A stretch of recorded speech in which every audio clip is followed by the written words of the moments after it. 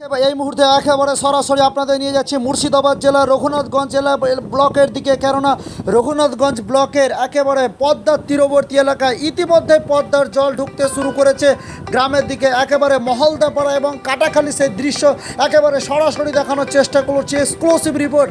এই মুহূর্তে একেবারে বন্যায় ভেসে যেতে পারে মুর্শিদাবাদ জেলার মহলদাপাড়া কাটাখালী এলাকায়। একেবারে জলে থই থই করছে পুরো এলাকায়, পদ্মার জল ঢুকতে শুরু করেছে। সেই মুহূর্তের ছবি একবার এক্সক্লুসিভ রিপোর্ট আপনারা সরাসরি দেখছেন। মুর্শিদাবাদ জেলার এক অংশ ইতিমধ্যে ঘর এবং মন্দির একেবারে জলের তলায় থই থই করছে। কাটাখালী এবং মহলদাপাড়া এবং কৃষ্ণশাইল এলাকা রঘুনাথগঞ্জ ব্লকের আতঙ্ক দিন কাটছে পদ্মার তীরবর্তী এলাকার সাধারণ মানুষের। আবারও মুর্শিদাবাদ জেলার এক অংশ পদ্মার তীরবর্তী এলাকার সাধারণ মানুষের ঘরবাড়ি ইতিমধ্যেই পদ্মার জল ঢুকতে শুরু করেছে। আতঙ্ক রয়েছে সেই এলাকাবাসীর। একেবারে সেই মুহূর্তের ছবি এক্সক্লুসিভ রিপোর্ট সরাসরি আপনাদের দেখানোর চেষ্টা করছি।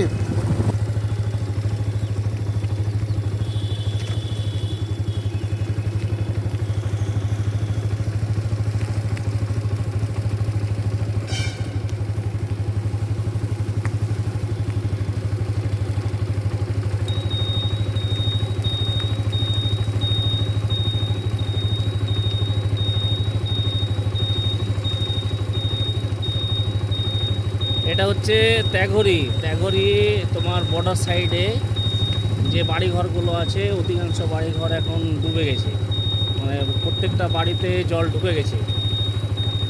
এই বাড়িগুলো সব ডুবে গেছে। এদিক থেকে যত বাড়ি দেখা